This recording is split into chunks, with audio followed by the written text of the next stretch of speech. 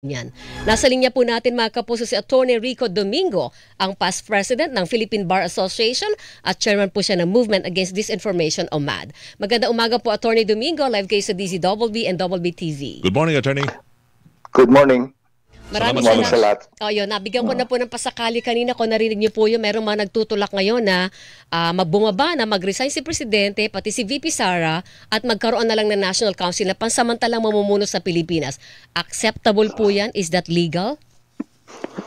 Extra legal po yan kasi according to our 1987 Constitution, meron talaga namang successional pattern yan. No? Hindi maaari magkaroon lang ng national, hindi natawag yung another council. No? Kaya dapat yan kung talagang tunay na ating lilinisin ang ating gobyerno, that should not be in that process but through elections. Okay, ibig sabihin po kung hindi po kung bababa ang presidente, that is kung malaking kung 'yon, 'di ba, Attorney? Malaking kung kasi hanggang sa ngayon active naman ang presidente dito sa laban sa flood control mess na ito. So kung halimbawa lang masunod yung gusto nila, ang talagang sasalo ay si VP Sara. And kung magbitiw din si VP Sara, katulad ng naisi naman nagtutulak nito, ang susunod pong sasalo ay Speaker of the House, Senate President. Senate muna, Senate President muna. Okay. Then Speaker na. Okay, and ang last line of succession would be the Chief Justice of the Supreme Court. Okay, lahat po yan ay kailangan mo ng parang nung nangyari kay dating Pangulong Joseph Estrada, hindi po ba? Na he officially declared na nag-resign siya, saka nanumpa si dating at that time Vice President Gloria Macapagal Arroyo. Pero yung kay dating Pangulong Estrada, yung kaso noon ay may issue sa weteng yon, di ba? Yes, and may plunder case sa issue sa kanya. Ano ba yung nauna doon? Yung withdrawal ng support or yung mismong resignation niya? Diba? Well, hindi natin medyo masalimuot ang pattern ng kanyang pag-alis. But according to the Supreme Court, there was a resignation. Resignation. Kasi ano yun series of events yun, hindi ba, Attorney? Nagkaroon muna ng malawak na protesta, yung EDSA 2 kung tawagin natin.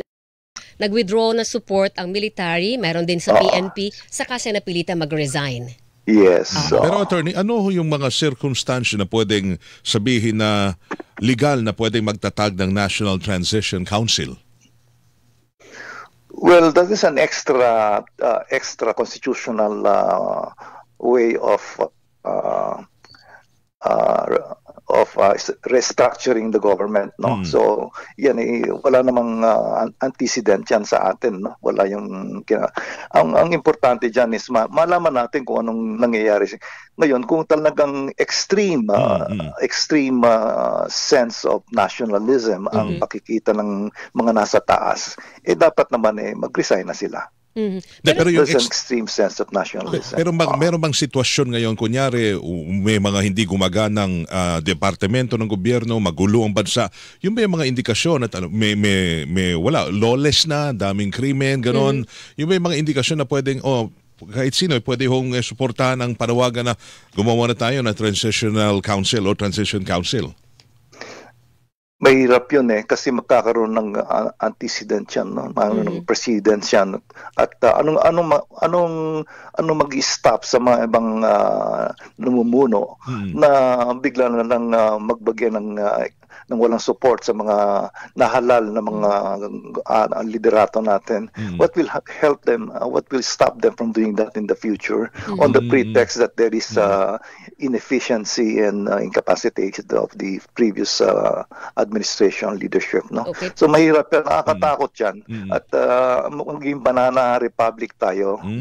Kaya ang gawin natin, ang mga tao, tayong mga sovereign people should now tell the leadership to do something about this in a more effective and more expeditious manner. Hindi yung kwentuhan lamang. Pakita nila sa tao ano nangyayari sa kanila. Sinabi ko nga kay Orly Trinidad kahapon, huwag na natin pa tumpik-tumpik pa tayo. Gawin natin ang ating trabaho at do it in a way that the people, the sovereign people, will accept it. Hindi yung behind the scene or ang investigation paikot-ikot lamang. Dapat yan, meron ng mga cases na pina-file sa ombudsman, meron ng dumaakyat sa Sandigan Bayan at more importantly, meron ng conviction or acquittal as the case may be. Yan ang gustong makita ng tao. At kailangan mabilis yan. Hindi maaaring paikot-ikot lang yan, patumpik-tumpik lang tayo. We have to be resolute. We should have a political will now to address this matter. Hindi yung paikot-ikot lamang tayo. Attorney, sabi nga natin meron na pong naaresto na 7. Ngayon isa ihaharap sa Sandigan Bayan anytime today, at doon na yung proseso, simula na yon ng prosesong legal, at magkakaroon na siyempre ng pre-trial and trial, and nandun tayo sa punto maghihintay tayo ng hatol ng korte. Doon ang pinangambahan kong magiging matagal, kasi talagang lahat po na nasaksihan natin na paglilitis sa mga government officials ay mahabang panahon. Talaga alam natin yan. At in the name of due process, no, nakakatakot naman yung due process na yan. Minsan naman dapat yan, binibilisan natin ng due process na yan. No? Kung talagang ginagawa natin at alam natin na ating ginagawa, yung due process na yan, mabibilisan eh. Yung pillars of judicial system ay dapat umaandar at efficient. Ang problema ay napaka-inefficient ang ating justice system.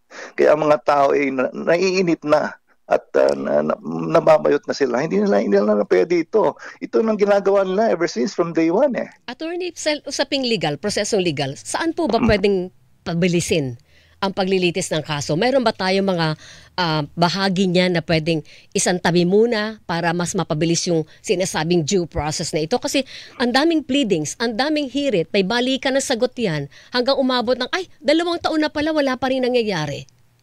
And that is a testimony na ang ating sistema ay dapat i-reform. No? Of course, matagal na reform process niyan. But right now, ngayon nakikita ng liderato natin na kailangan natin mabilis ang ating justice, umaandar ang ating justice system. 4 lang naman ang pillars ng justice system natin. Ano? Ang una would be the executive, the judiciary, and the civil society. No? Tayo ang civil society, tayo mga sovereign people, and the penology, yung mga detention center. Yung mga 4 na systems na yan ay dapat mabilis na at epektibo na umaandar.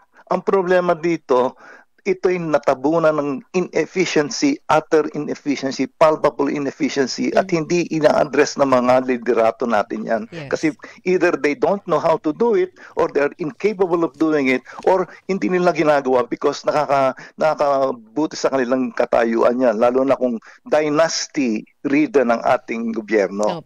Walang gagawin. Gusto nilang panatilihin ang sariling sa kapangyarihan at saka sa influensya ng gobyerno. Yan ang mangyayari sa atin. Kaya dapat yan, yung atin, i-reform natin yan. Ang una would be the enforcement. Dapat investigation natin yan. Dapat bilisan na yan. Ang dami-dami. We have 92,000 lawyers. Recruit all the lawyers there and let's do homework and let them show their capability of researching and building cases against these corrupt people. Number 2 would be the judiciary. And the judiciary, meron yatang ginagawa ngayon ng Supreme Court, the Honorable Supreme Court, na they are already designating special courts to address this. Ngayon, sasabihin na yan ng Supreme Court, 6 na taon yung ginagawa yan usually. Gawin nyo yung tatlong buwan nyo gawin yan. Tutukan nyo mabuti yan. Continuously ang trial na yan. At tapusin nyo na yan. At para meron na tayong conviction. Kung talagang hindi na wala silang sala, di meron silang acquittal. Pero nakikita ng tao, may nangyayari. Opo. Ngayon, Go ahead, sir. Sige, ang community, ang atin naman civil society, we should now press for these actions. At ito ay kailangan may mass action na tayo. Ginagawa na natin ngayon yan, hindi lang November 30, but dapat lagi tayong continuous and consistent ng ating aksyon. At sinasabi huwag nating pababayaan silang matulog na naman at maghihintay na naman itong akusado ng 6 na taon, 10 taon, at they'll be running to the banks, still running, and they're just satisfying themselves.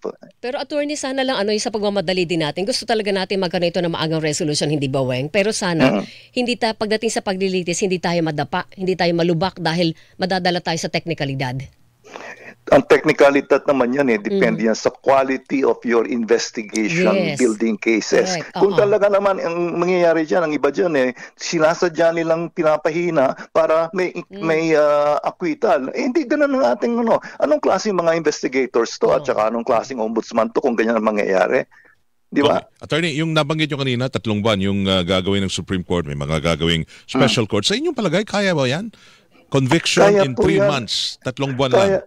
Kaya po yan sa Amerika tatlong buwan lang tapos na continuous trial kung talagang tututukan po yan Magagaling po naman ang ating mga magistrado, magagaling po naman ang ating RTC judges, magagaling po yan Ang problema diyan, pinapabayaan nilang, Your Honor, we would like to explore all possibilities, blah, blah, blah. Di hintay nila at pinapayagan nilang i-delay ng mga abogado. That's why ang mga abogado dapat naman yan, masigasig na hindi nila pinapayagan yon. Ang judge naman hindi pinapayagan ng puro delays, puro suspensions, puro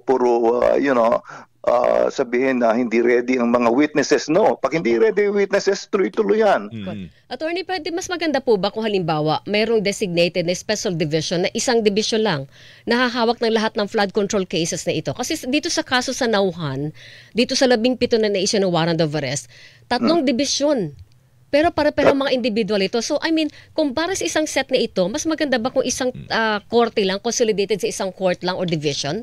Ngayon, mayroong 7 divisions ang Sandigan Bayan, remember? Opo. At mayroong move ngayon to increase it, but that has to be by way of legislation. Opo. In the meantime, dapat, tingnan mo pulong-pulong sila ngayon, pati na yung mga presiding justice ng at tingnan nilang mabuti how they can help the people resolve this matter as soon as possible. Tingnan lang nila, kaya nila yan Magagaling na mga justices yan. Yes. Magagaling mga judges yan. Only that, the system is such that na masyado tayong lax tayo sa enforcement ng dapat natin ginagawa. Ang gaganda ng ating rules of court Pwede natin pabilisan yan Ang problema dito, pinapayagan nating i-delay ito.